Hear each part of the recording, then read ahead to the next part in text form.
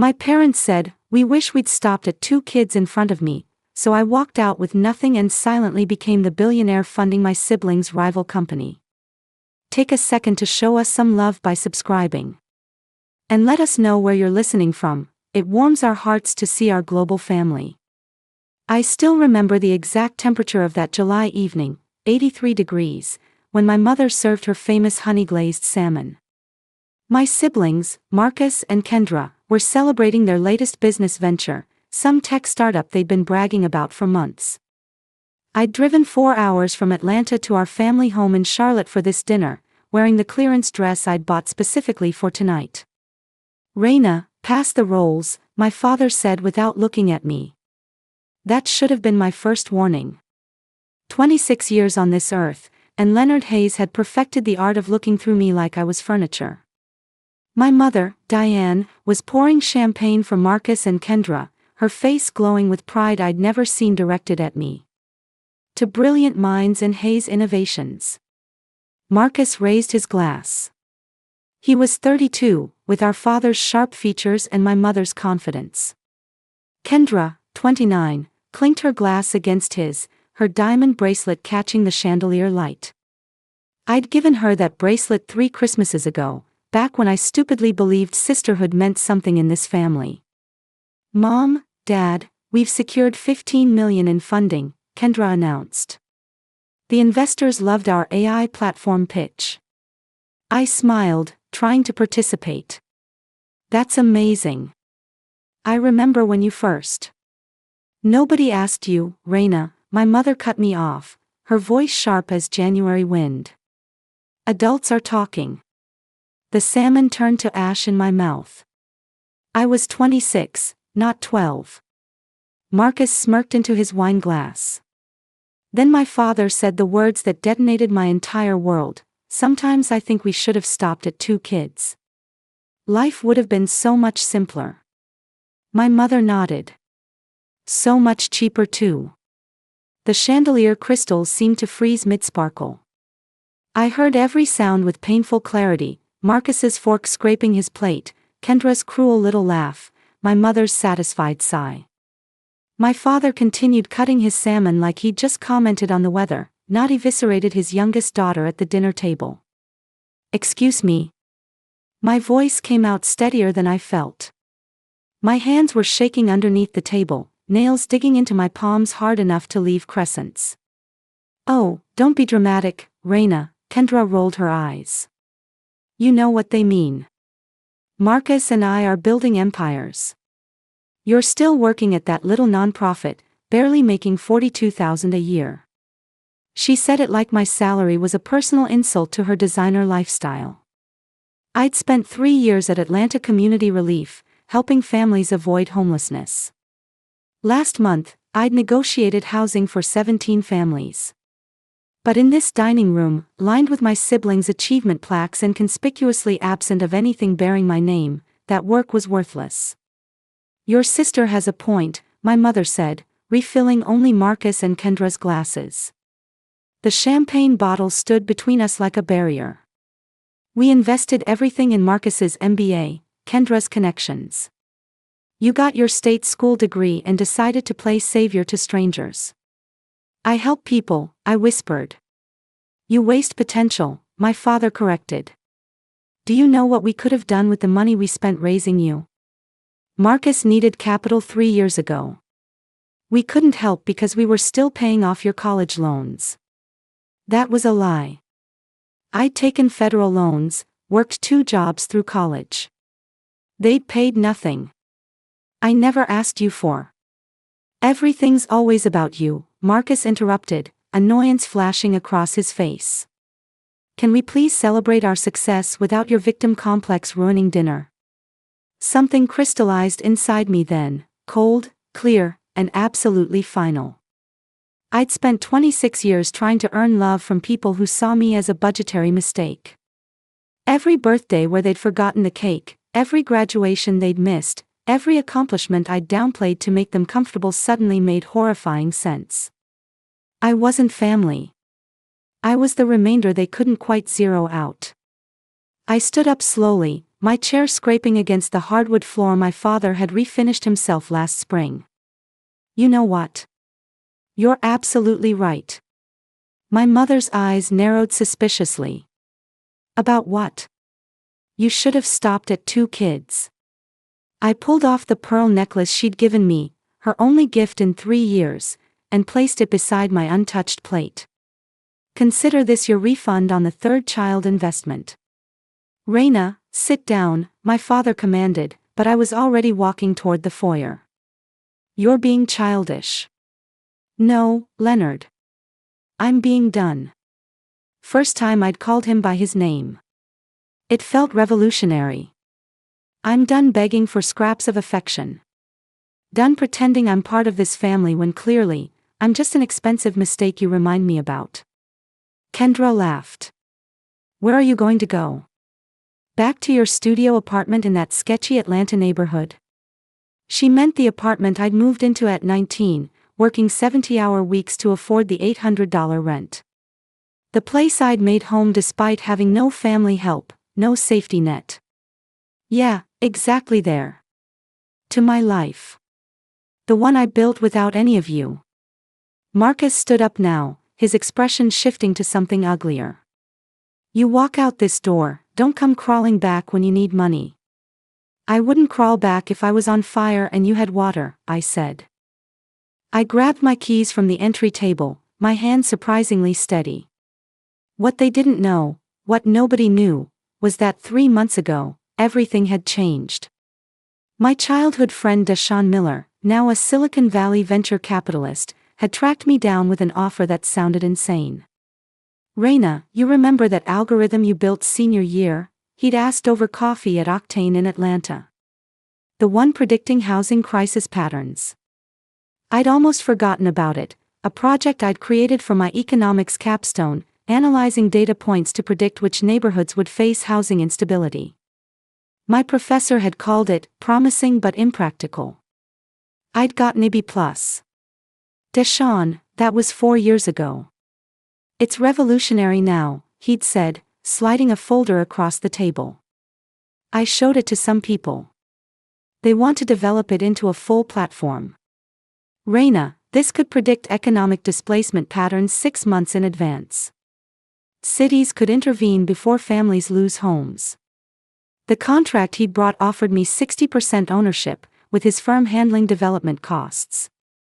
Why 60%? I'd asked. Because it's your vision. Your brilliance. He'd smiled, the same smile from when we were kids trading comic books. I'm just the money guy. I'd signed that contract sitting in my cramped apartment, never telling my family because they'd proven time and time again they didn't care about my accomplishments. Now our beta platform, EconoGuard, had 12 cities interested. And yesterday, Deshaun had called with news that made my hands shake. We've got a buyer interested. 50 million, Raina.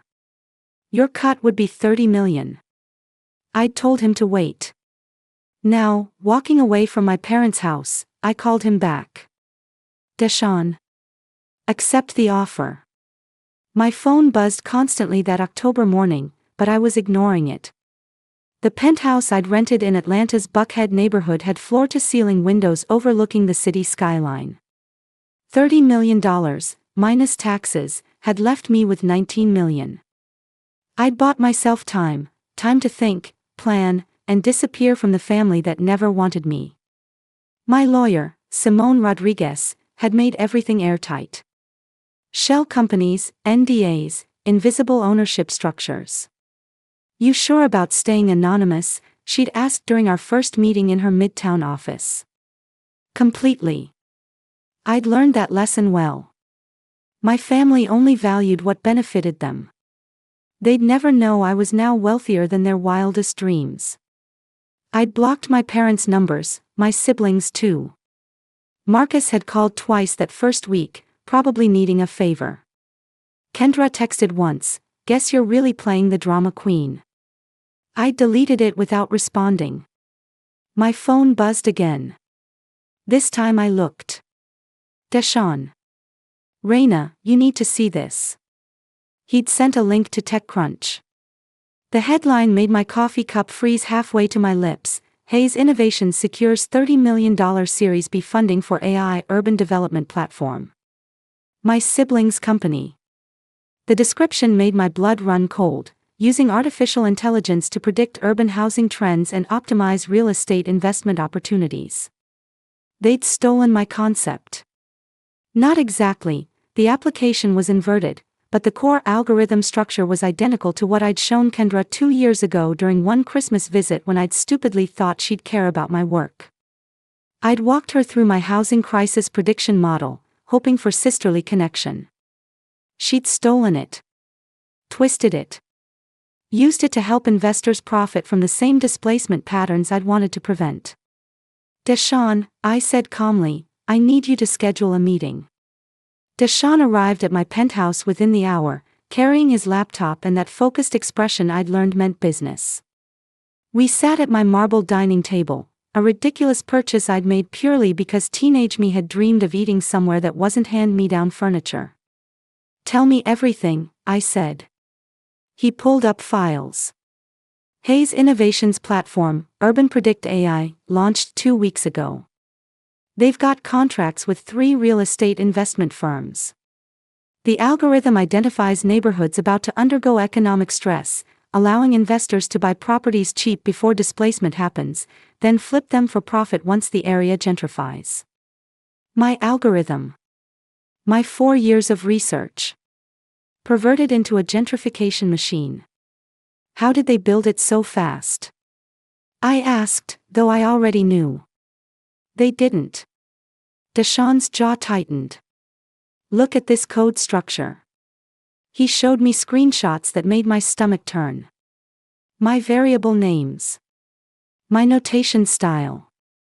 They'd dressed it up, added fancy interfaces, but the skeleton was mine. Your sister had access to your research. I showed her during Christmas 2 years ago, I admitted. I wanted her to understand why housing advocacy mattered to me. I was an idiot. You were hopeful. That's different. Deshawn closed his laptop. Here's what I'm thinking. We don't just compete with them. We destroy them. I leaned forward. I'm listening. We launch EconoGuard publicly. Partner with city governments, nonprofits, housing advocates. Make it free for municipalities. Every city they're trying to sell Urban Predict AI to, we offer something better that actually helps communities instead of exploiting them. They'll figure out I'm behind it eventually, I said. Not if we're smart. Deshawn smiled. We keep you as a silent partner. I'm the face. We build something so successful, so ethically superior, that we don't just beat Hayes Innovations, we make their entire business model look predatory. 6 months flew by in a blur of 18-hour days, strategy meetings, and cold, focused fury. We assembled a team of 12 developers, all brilliant, all hungry to build something meaningful. I'd sit in our office in Atlanta's tech corridor, analyzing code, refining algorithms, while Deshawn handled investor relations and public presentations. Our lead developer, Jasmine Lawrence, had left a 6-figure job at Google to join us. What you're building matters, she'd said during her interview. I'm tired of making rich people richer. Let's actually help communities. By March, EconoGuard had contracts with 7 cities: Detroit, Baltimore, Philadelphia, Oakland, Cleveland, Memphis, and Birmingham. We'd proven our platform could predict housing instability with 87% accuracy, giving social services and housing authorities time to intervene with rental assistance, legal aid, and community resources. Meanwhile, Hayes Innovations was faltering. Their model was too obviously exploitative. News articles had started questioning the ethics of an AI platform that essentially helped investors profit from poverty. Marcus and Kendra were doing damage control, but you can't polish a fundamentally rotten concept. My phone rang. Unknown number. Against my better judgment, I answered. Raina. My mother's voice, tentative in a way I'd never heard. We need to talk about your trust fund. Trust fund. The laugh that escaped me was sharp enough to cut glass. I don't have a trust fund, Diane. Your father and I established one when you were born. 25,000. You can access it at 27. She paused. Your birthday's next month. $25,000 they'd never mentioned. Probably they'd hoped I'd forgotten, planned to absorb it back somehow. Keep it, I said. I don't need your money. Raina, please. I hung up. Jasmine looked up from her monitor. Family. Genetic strangers, I corrected. April brought unexpected complications. I was reviewing contracts in my office, real office now, with my name Raina Hayes on documents I actually signed, when Deshawn burst in looking uncharacteristically shaken. We have a problem. Hayes Innovations just hired Marcus Lawrence. Jasmine's older brother. Former Facebook architect. One of the most brilliant minds in AI development. How? I asked. $60,000 signing bonus, $300,000 salary, equity points. Deshawn's expression was grim. They're restructuring their entire platform. Marcus will make Urban Predict AI actually work correctly. I called Jasmine immediately. She appeared in my doorway 5 minutes later. I heard. My brother called me this morning, all excited about his new job. Her face was conflicted. Raina, I didn't know they were actively targeting him because of me. This isn't your fault, I said firmly. But we need to pivot. If they fix their platform's technical problems, they become legitimate competition. What I didn't say, they become legitimate competition using my stolen work, refined by the brother of my lead developer. The irony was suffocating. That night, I couldn't sleep. I stood at my penthouse windows, watching Atlanta's lights blur through unexpected tears. I'd built something good. Something that mattered. And my family was trying to corrupt it, profit from it, destroy it. My phone buzzed. Text from an unknown number. Raina, it's Marcus. We need to talk about what you're doing. My brother. Finally noticing I existed, now that I was competition. I typed back, I have nothing to say to you. Mom and Dad are worried. You disappeared, now you're funding some company competing with us. So they'd figured it out. Somehow, despite all our precautions, they'd connected the dots. I'm not discussing this. You're being vindictive. We're family. I stared at that word, family, like it was written in a foreign language. They showed up at my office 3 days later. I watched from my window as Marcus, Kendra, and both parents emerged from a black Mercedes in our parking garage. Security called up, Ms. Hayes, you have visitors claiming to be family. Send them up, I said. Might as well end this. They entered my corner office like invaders assessing territory. My mother's eyes widened at the space, modern furniture, city views, the success I'd built without them. My father's face hardened with something that looked like anger but might have been jealousy. So this is where our algorithm ended up, Kendra said, poison sweet. Your algorithm. I stayed seated, refusing to give them the power of making me stand. The one I showed you 2 Christmases ago. The one you told me was cute but impractical. Marcus stepped forward. We improved it. Made it commercially viable. You perverted it into a gentrification tool. I met his eyes. I built that algorithm to help communities. You twisted it to exploit them. Oh, please. Kendra's laugh was cruel. You're just mad we actually made something of your little charity project. While you were playing saint in Atlanta, we were building a real business. My father finally spoke, his voice carrying that authoritative tone that used to make me shrink. Raina, this vendetta needs to stop. You're hurting your siblings' company out of spite. I'm running a business, I corrected. One that's beating yours in every metric that matters. 7 cities to your 3. Better accuracy. Actual community impact. The only thing I'm hurting is your profit margin built on other people's displacement. My mother's face softened artificially. Sweetheart, come home. Let's talk about this properly. You're still family, no matter what was said that night.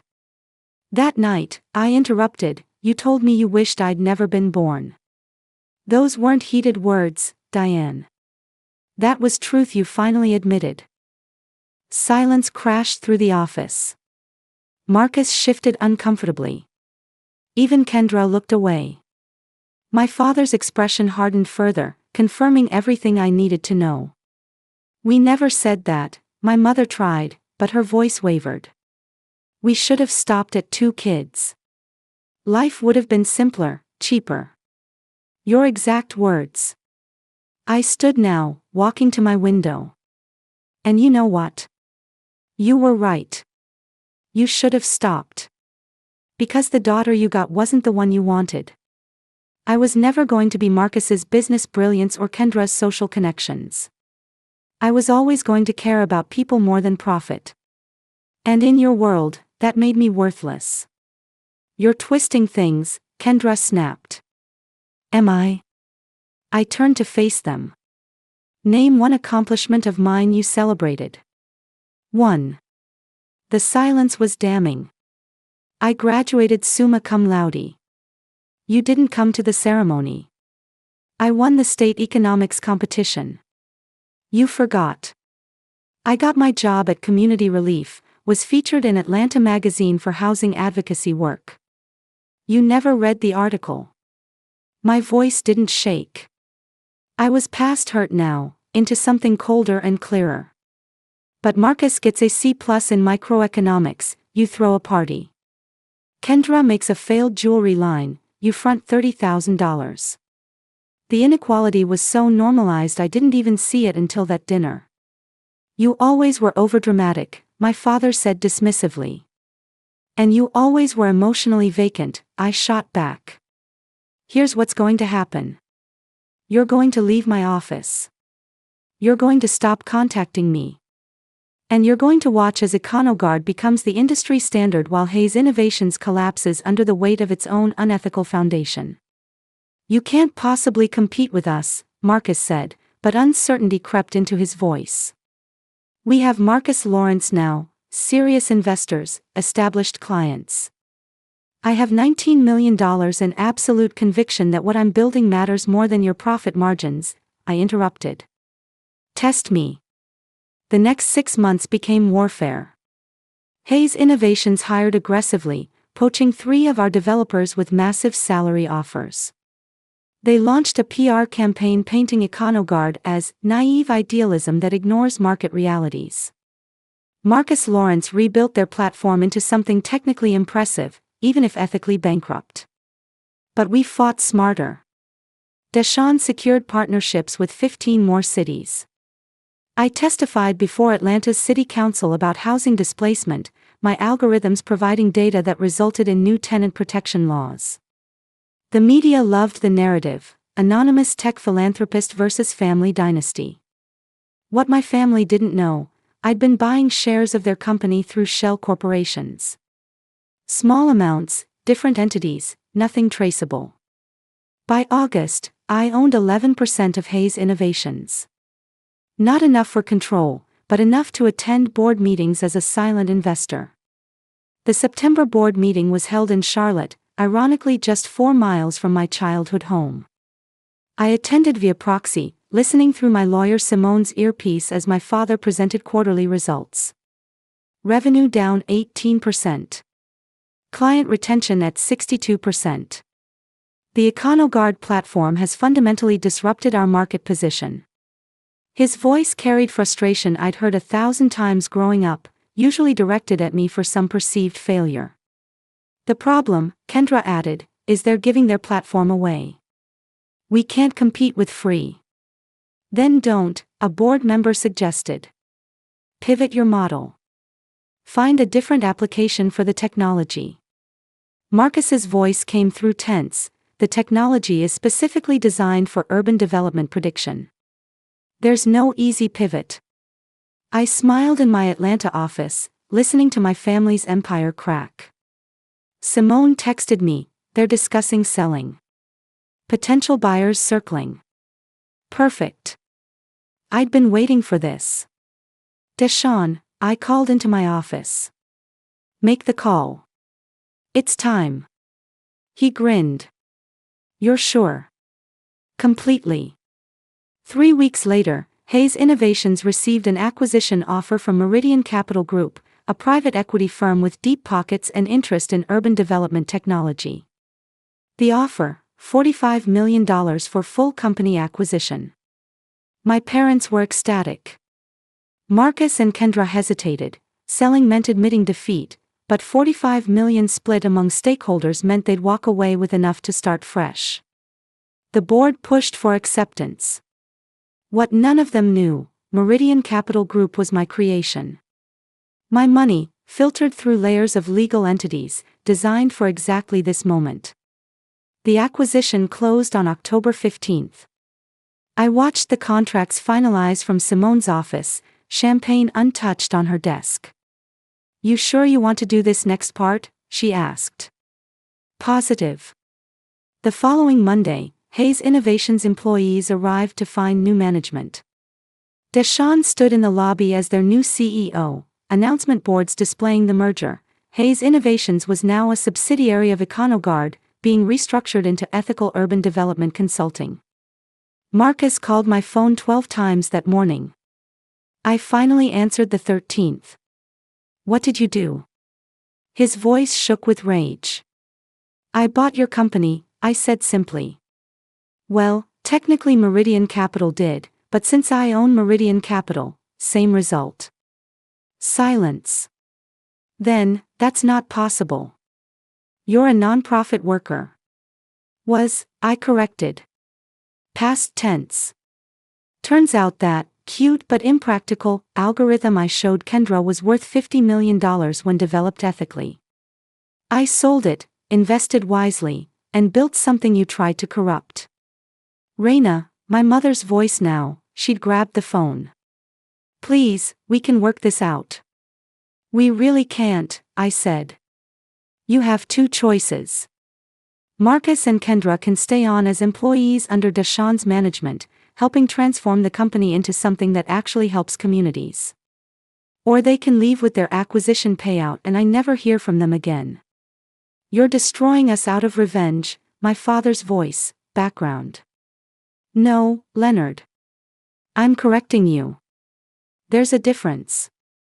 6 months later, I stood in Detroit at the opening ceremony for the Hayes Community Center, funded entirely by my foundation, named ironically after the family that never wanted me. The center would provide free housing counseling, legal aid, and resources for families facing displacement, powered by EconoGuard's prediction algorithms. Mayor Chen gave a speech about innovation serving humanity. Deshawn, now running both companies, outlined our expansion into 12 new cities. Jasmine demonstrated the updated platform, her brother Marcus Lawrence now working alongside her, having quit Hayes Innovations in disgust once he learned how they'd stolen my original work. My family wasn't there, of course. Marcus and Kendra had taken their money and left. Last I heard, they were in California trying to launch another startup, this time without stolen algorithms. My parents had moved to Florida, retired, still unable to comprehend how their mistake, third child had systematically dismantled and rebuilt their legacy. I'd thought winning would feel triumphant. Instead, it felt quiet. Peaceful. That night, back in Atlanta, I sat in my penthouse with the people who'd become my real family, Deshawn, Jasmine, Simone, my team of brilliant developers who believed in building instead of exploiting.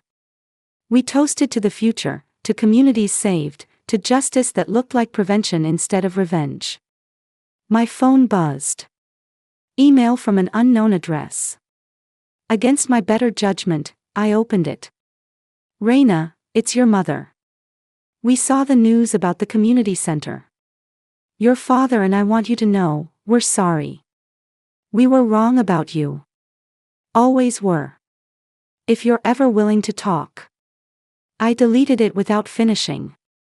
Some bridges, once burned, weren't meant to be rebuilt. Everything okay? Deshawn asked. I smiled, genuine this time. Everything's perfect.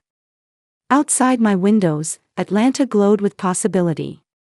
I'd walked away from family with nothing and built an empire on my own terms.